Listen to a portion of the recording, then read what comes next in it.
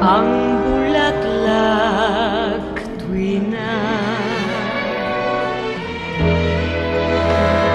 bakit ang awit ay kailangan ibig na kailangan na kailangan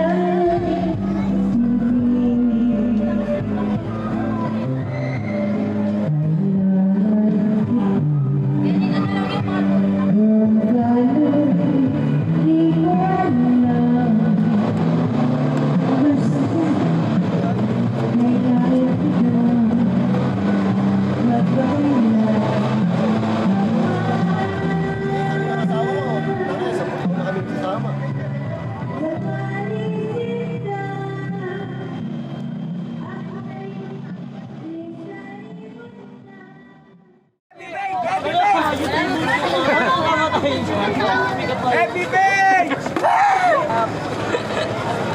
Ang galing!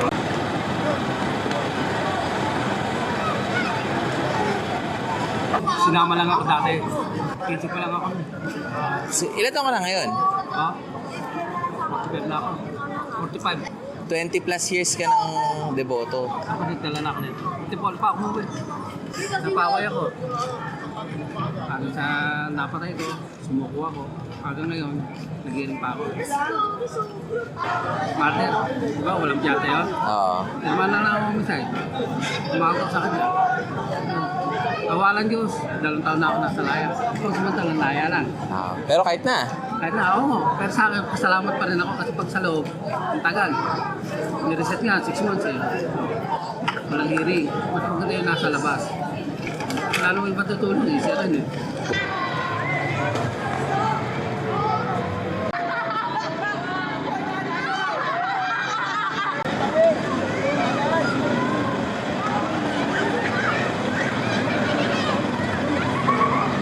Nung nasa 17 years old, sumasampa talaga kami sa may kung tawag yung Tinga. Yung patungan ng Nazareno. Kasi nung time na yun, binubuhat lang ng mga tao yun. May gulong man siya, inaangat ang tao. Kasi nga dahil may batsada, lubak-lubak, may time na tumatagilid, kaya binubuhat lang nila. Matagal talaga yan kasi ang nangyayari dyan, nagkakaroon ng opposite direction eh. Yung harapan, umahatak, yung likuran, umahatak. Dahil sa paggagawa ng lubid noon. Kaya maraming na-aksidente. Napuputol yung lubid, pero hindi na napuputol dahil sa lahat ng tao. Kasi may kasabihan sila dyan noon na pag nakakuha ka ng higla ng lubid, pwede mong isama sa may langis na may bendisyon at pwede makagamot. Ang ginagawa nila dyan, ninangat-ngat. Noon kasi sumasalang ako noon dyan. Nasa ako, 17 years old. Ano yung tawag? Sumasalang. Ano yung sumasalang? Yung pumapasok sa loob mismo ng lubid. Pag sinabi mo na pasalang, sasalang ka ng mga tao. Pero kailangan din nakagrupo ka. Pero si, Noli Di Castro, nakasama ko yan. Sumala. Sa Madres yun. May Quinta Market mismo ng harap ng palengke. Alam mo si Noli Di Castro ba nasakit? Ang tagal din siya. Ako siguro mga simula ng 17 years old hanggang 19, patigil na ako. Puro ganito na lang kasi nasimulan ako. Merong time na yung kami ng isang company na dismantle ng mga gamit. Hindi namin akalain na yung palang gas tank full. Tapos nung nagbaklas kami ng mga pipe ng mga gas, nagkaroon ng leakage, isa ako sa nakasunod. Kitang-kita ko talaga parang ulap. Nag-pray na lang ako. Totoo yan, dami ng loro. Parang di ko alam kung sasabi ko nga second life ko na o at least paano siguro dahil sa nagsisimba-simba ko, ginag-get ko rin ako.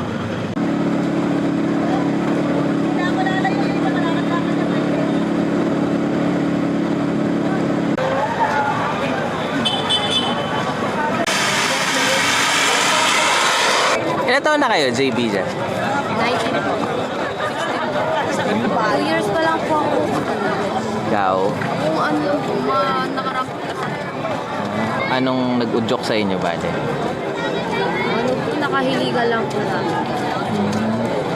Magulang nyo ba, deboto? Opo. Sila parating pupunta. Taga dito kayo sa Quiapo? Hermosa po.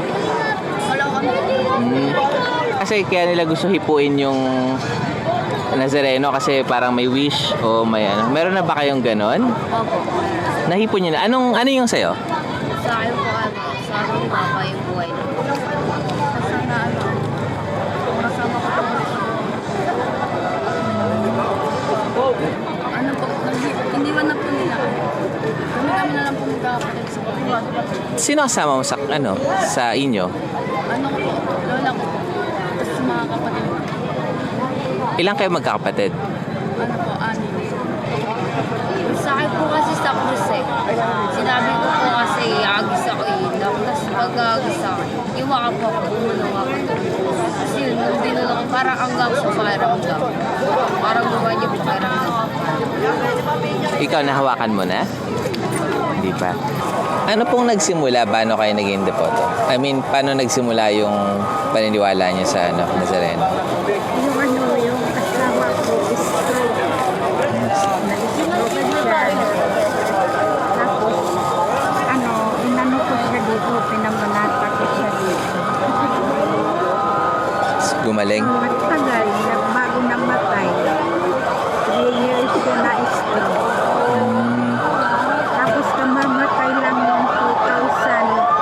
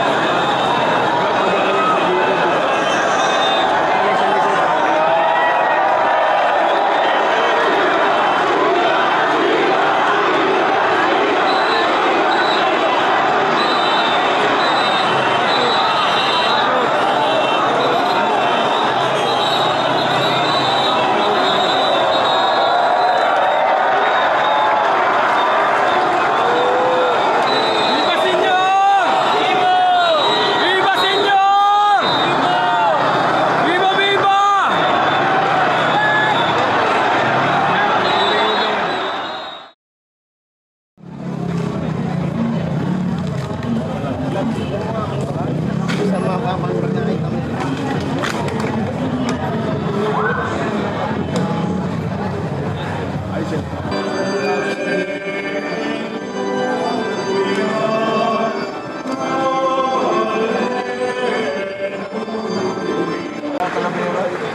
Para hindi patapos ang ating fiesta dahil ang ating pong Jesus Nazareno ay doon na sa kanyang nanay